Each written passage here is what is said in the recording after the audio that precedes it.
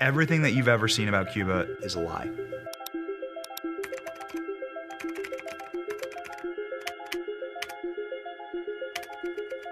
So when Benny first gave us the news that we're going, I think we all got excited. So I started doing a lot of research. I was looking online, and all I saw was a beautiful country. Very colorful photos with all the classic American cars. To know that this is a socialist country, the pieces didn't quite fit to me. We're supposed to say socialism sucks, but how are we gonna show that if socialism doesn't actually suck? All I can see about Cuba is as this gorgeous Caribbean wonderland. Nothing in American establishment or corporate media will prepare you for what you are about to see when you land in Cuba. It's all lies, all of it. It's communist propaganda, what you see about Cuba.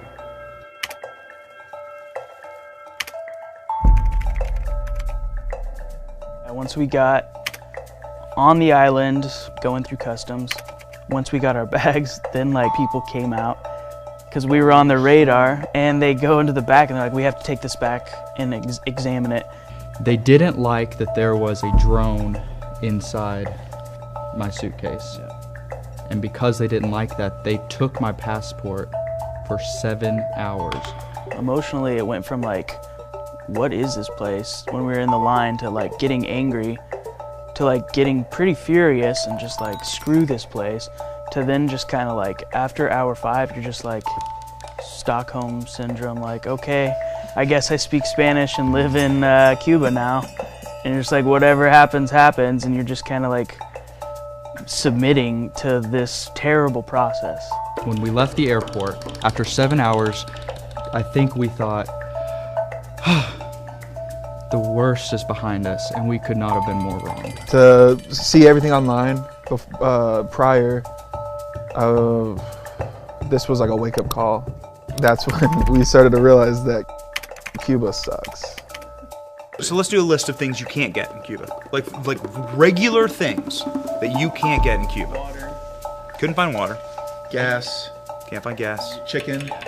Food. We can't find gas. There's no gas available. Every gas station we go to, shut down. Day 2, trying to get gas. We're in the biggest city in the country. We're in the most modern city in the country. And this is the beginning of the line to get gas. Here we go.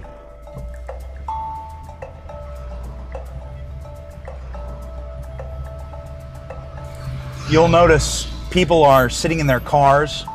These aren't parked cars. These are people that are sitting and waiting. It is probably 100 degrees outside. You have multiple people that are pushing their cars. Look, these people are pushing their vehicles because their vehicles are out of gas. This is a functioning line. These are not parked cars. These are human beings inside of their vehicles.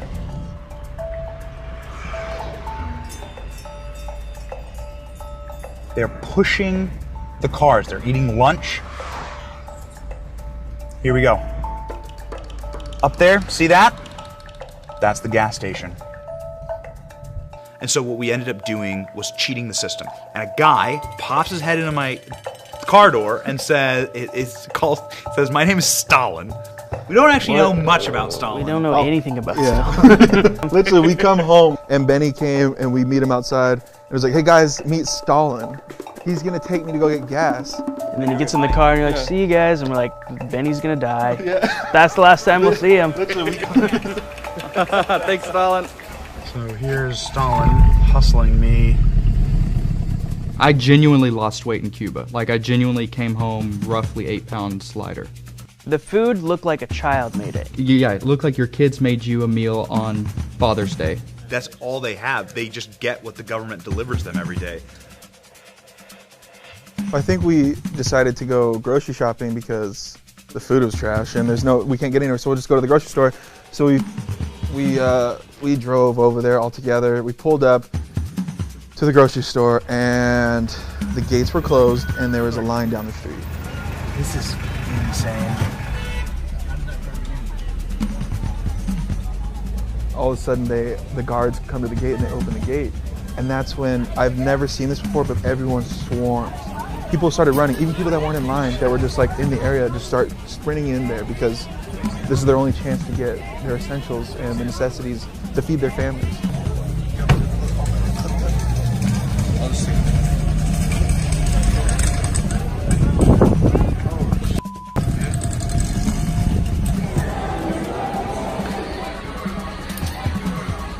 So I really hope that you like Conchita mango marmalade because we have a whole aisle of it. Here in Cuba, you can get an individually wrapped hamburger, and that's as fresh as the meat actually gets. Oh, this one's all melty. Ooh. But my God, can you get a lot of the exact same brand of garbanzo beans? And then after you're done buying all these incredible products, you can stand in line for literally an hour, which is as long as we've been standing in line. And I'm telling you, you probably are not going to like Cuba that much. There was literally no fresh fruit, no fresh meat, no fresh vegetables, nothing. There was one brand of the things they did have, and the things they didn't have, well, screw you. So, that is life inside of socialist Pan-Americana here in Cuba. Socialism sucks. This area was so developed. All around you, there's just beautiful development. Mansions, by every American standard, mansions. Just one generation, all of this wealth, all of this beauty evaporated, rotted, unsustainable because nobody has any private wealth to keep it up. This is just a block up from the tourist area, and there's so much trash and garbage in the street that it is like the smell is so putrid you can barely walk by it. There's flies everywhere. There's just an overflowing dumpster of rotting trash. Really gross. You hear it's like a trope. Communism, everyone's equal, equally miserable, equally sad, equally depressed, equally poor. Ha ha ha, it's like you can see it on a t-shirt. No, it actually does suck. Like it actually is that. Like communism succeeds in the crushing of the human spirit and the helplessness and the beaten downness of the Cuban people is one of the saddest things I've ever experienced. I'll never forget that building that me and Josh snuck into, walking around. This is a beachfront property, and it looked like a war zone. It looked like a bomb had hit it. Walk inside, you can see 2 stories down because the floors are blown out. Same thing upstairs, just crumbled. When I went back outside, I noticed that there's fresh laundry and people inside these buildings. They are still living in this building, and I will never forget that. That, to me, is just like, you cannot tell me that socialism works. Look around you. The effects of socialism are everywhere. Crumbling infrastructure and disgusting living conditions. That is what socialism has brought to Cuba.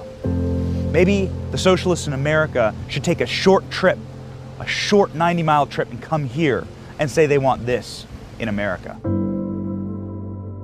It was like going through ruins. The horrific thing is that no one is living in the Pantheon right now. Like, no one lives in the Acropolis. It's a ruin. These are ruins that people are living in. Socialism is popular in America now. What do you think of socialism? It's very popular. Yeah. Wow. But now for us, no, it's good. For Cuban people now. Not good? No, my friend, no, it's possible petroleum. Yeah. Nothing. For this, the people, no, it's possible go for the working. Listen to me. My country is very because everything problem here. Don't have petroleum for bus and Cuban, for car, for drive, for nothing. You understand?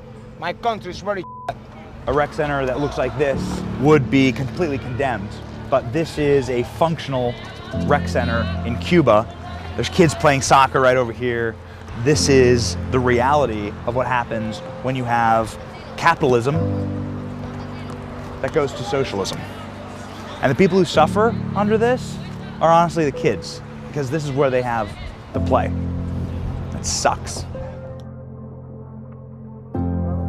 And it pisses you off too, because the people there, the people of Cuba are some of the nicest people I've ever met. So watching them live in turmoil, watching them live in ruins, actually kind of like pisses you off. And these people don't know any better. Their families have been there for generations. But it'll actually piss you off to see really great people, friendly people, welcoming, warm people, subjugated to living in trash.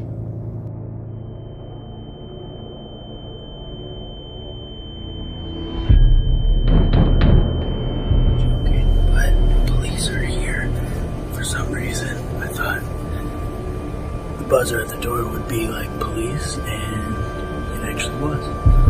And now we're seeing what they're gonna do with our cards, and if we're going to jail. You hear the buzzer ringing, like it continues to ring, it continues to ring, it continues to ring. We were joking, like, because it woke us up, and we were like, I was like, it's the cops, and then our translator comes in, he's like, it's the cops. This was an armed contingent of probably a dozen people, one person in a doctor's outfit, and a bunch of government officials, many of them brandishing weapons, that were physically banging down the door, demanding access, and demanding that we leave all of our stuff to them.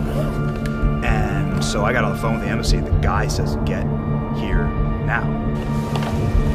All right, let's get the out of this country. So what did she tell you? So the maid, while we're leaving, was freaked out, just absolutely freaked out. Government officials knocking down her door. She fears for her own safety, for her going to jail, and let us know clearly that's not something that happened. I hope this is the last time we have to deal with the country of Cuba. Like the embassy staff was very sweet, talking with us, like personally meeting with us. Yeah, he came out. Very sweet. But the embassy staff came out and said something horrific, and something that was probably the scariest thing said to me in all of Cuba, which is, I can't help you. Like, when you guys are out there, I can't help you. He didn't want us to be in that situation, so the guy leaned in and essentially said, I'm asking you to leave the country. So we booked that flight, we changed that flight, we were out, and within 2 hours, we were at the airport, gone. We are at the airport in Havana, leaving Havana a day early. That is how our Cuba trip ends, with some more awesome government. It's heartbreaking that that's just a reality for the Cuban people. They don't know natural rights. Even more so heartbreaking is that there are Americans here that would have that governance brought here. I felt like that experience was the front lines of what communism really is. And it's not even, we didn't even see the worst of it, but just we had a fraction of that, and to see it firsthand and to realize that's what people are like wanting to bring to America. Seeing everything on social media and online about Cuba and it looking so amazing, then to see the harsh reality of Cuba is just, I don't get it. I don't get why that's all you see. This is what it's like to live without a U.S. Constitution. It is the rights and the vibrancy and the ability to have a First Amendment right to just say what you want, gone in Cuba. Second Amendment right, gone in Cuba. Third Amendment, Fourth Amendment, you have no rights. And it was, my takeaway is that I have never been happier to be an American.